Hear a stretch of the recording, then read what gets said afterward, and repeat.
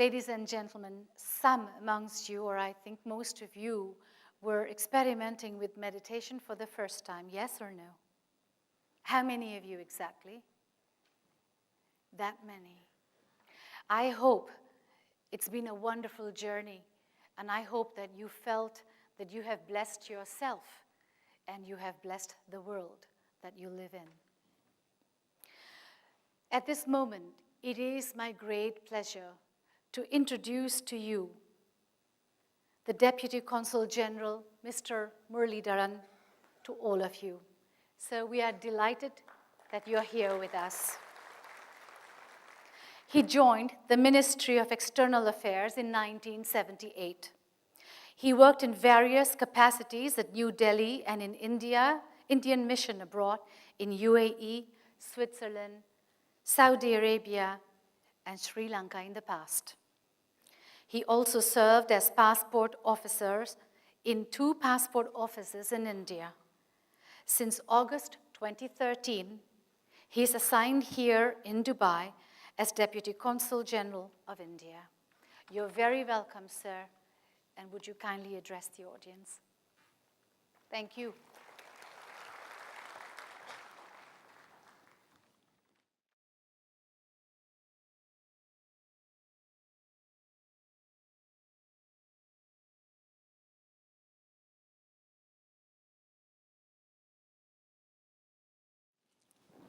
Sister Jyoti ji, Retired Colonel Mohammad Murad, Mr. B.K. Raju,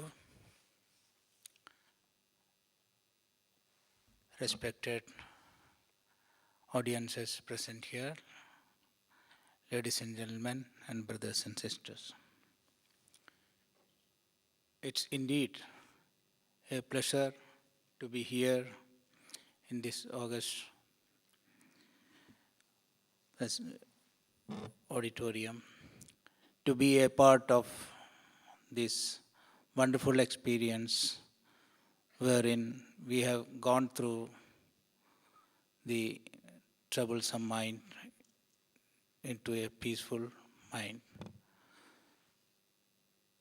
And Sister Jyoti ji has clearly told you how it has started, how it is moving forward, and what should be our aim to heal the world. Well, when looking around, we know that every day is a troublesome day. In the individual's lives, in the family life, in the nation's life. So where do we start? I think that is what Raja Yoga teaches us. First, in order to heal the world, we ourselves. If we are not peace with ourselves, we cannot see peace anywhere else. So the beginning of all activities is self. One has to start from there. And normally in the yoga there are various stages, about 8 cycles, whereas the asanas comes in. But here in Raja Yoga they practices dhyana. Dhyana is the control of your mind from the subconscious to the intellect to the conscious mind. Conscious mind, we bring back that beautiful thought, the beautiful things which you have experienced a little while ago while experiencing the meditations ourselves. No words can give that satisfaction. So each and everybody, if can practice it for few minutes every day, then thereby increasing it by a few more minutes, I think at least we can start to be peace at home with our family members. then you can expand it to your immediate, neighbors, your friends. Like that, I think now Raja Yoga Center is there working in 145 countries, and all these 145 countries, people will be experience this and practicing it to keep peace with oneself and then share it with others and expand it by day and year by year. I think it's a great experience, and I should congratulate for having this center here, by the Raja Yoga Center here in Dubai. And I think we should all devote some time to go and learn how to experience this and then teach to others. I hope that will be a good beginning for all of us so that we can aspire to achieve world peace. With these small words, let me conclude, and I wish all the best to everybody. Thank you.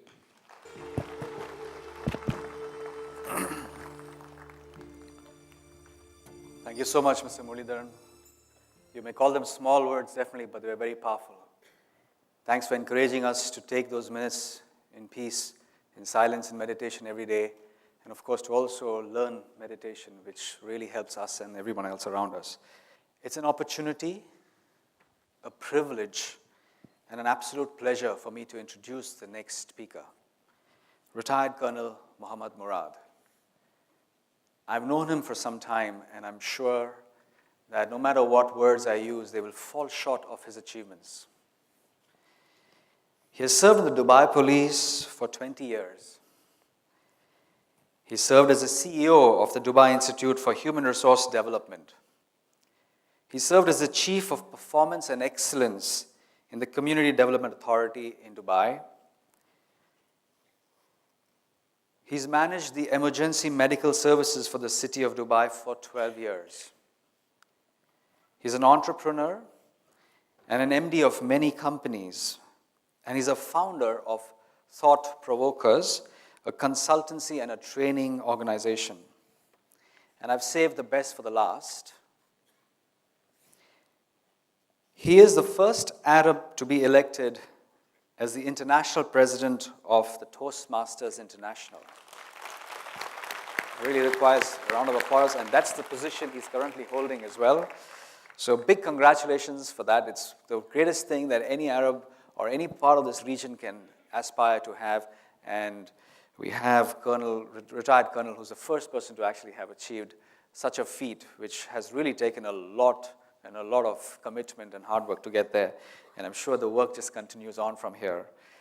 And this is a global organization which has more than 313,000 members in 126 countries. So it's a huge responsibility that is on his shoulders, which he's currently managing. But yet, he's taken out his time, precious, valuable time, to come and sit with us today and to share this moment and to also be amongst all of us in healing the world. Sir, we'd like to please listen to your address now.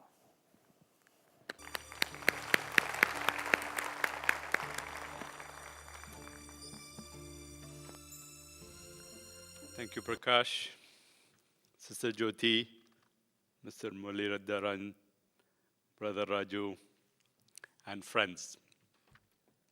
As I was looking at the title of this session, Heal the World and Empower Yourself, I'm reminded of the story of the king who was fond of art, and he decided to make a competition of art between the people of his kingdom. And what he wanted is the best portrait that could bring up the meaning of peace. Hundreds of people subscribed. And as he went along, the king narrowed down his choice to 2 portraits. And the 2 portraits had the same theme. One of them was a portrait of a beautiful lake with mountains at the back, green, luscious mountains, and with clear blue skies with fluffy clouds above them. And the water could even mirror the sky. And the other portrait was of exactly the same theme. But in this one, the mountains were rigid and bare. The clouds were dark. There was rain, there was lightning, and there was a waterfall which was frothing from the speed of water that was in it. And there came the day where the king was supposed to make his choice. And the king chose the portrait which had rigid mountains and dark clouds. So everyone was surprised. Why did the king choose this portrait? The difference is obvious. Peace is in the beauty of nature. Peace is in having calmness. So they went and talked to the king and said, why did you choose this portrait? And the king said, if you look very closely, just beside the waterfall, there's a little crack in the mountain, and within the crack, there's a nest of a bird, where the mother bird is nurturing the child. He said, peace is not having a perfect world. Peace is being amidst of chaos, danger, and a lot of noise, yet being able to sustain yourself.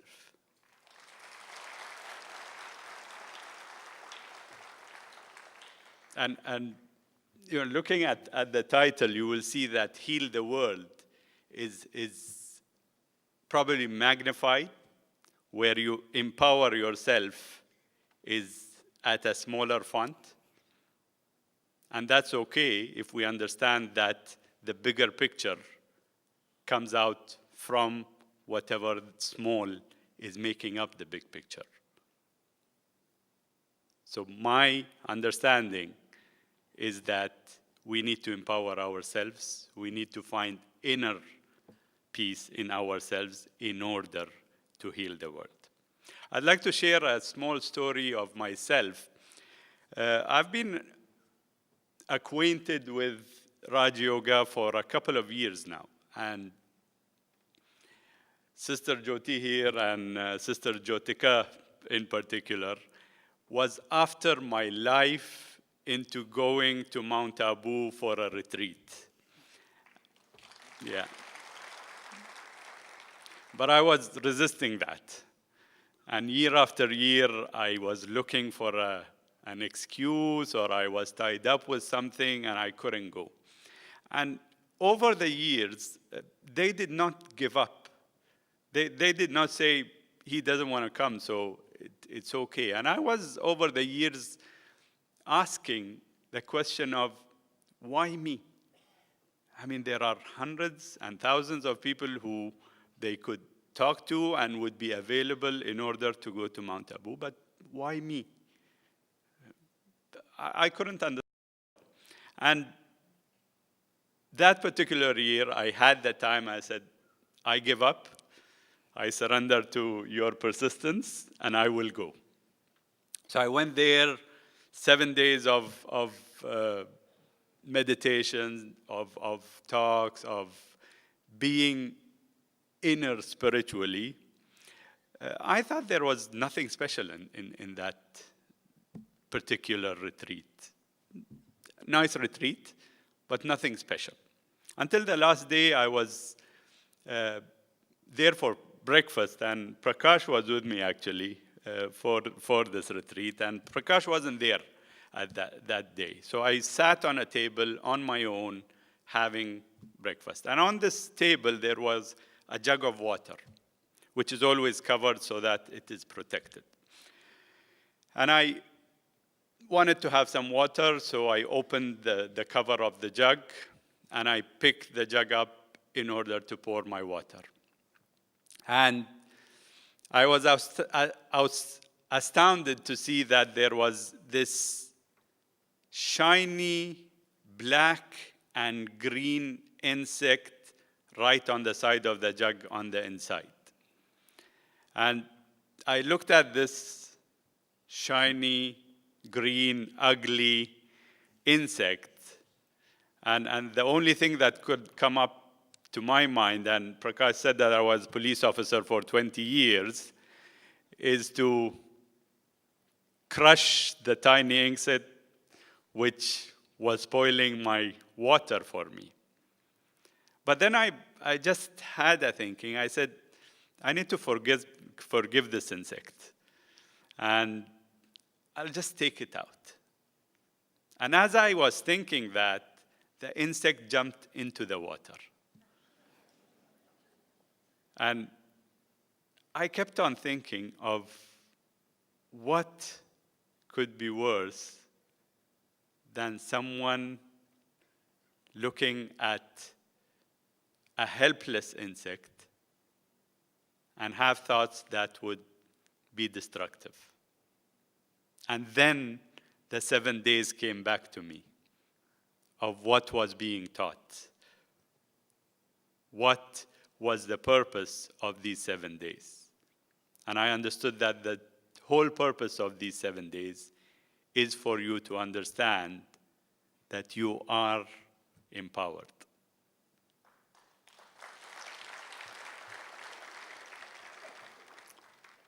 So what I did is I took the glass, scooped the water, took the insect out, and spared its life. And yeah, well, that was good for the insect, right? I think he's happily in the forest of Mount Abu living. But the fact of the matter is, there will be some time for you to find your inner self, to find your inner peace, and be able to go out and heal the world. Most of you are here, so probably that has started. But that's not the only thing that we need to do. Because just like the king who saw this bird, we need to see others and be able to install inner peace in others once we found it. And I think this is what Raj Yoga is doing. They are looking at healing the world through you. So any chance you get, whether it's an insect, a human being, or even nature, please go ahead and make sure that you install peace, because that's the only way we will heal the world. Thank you.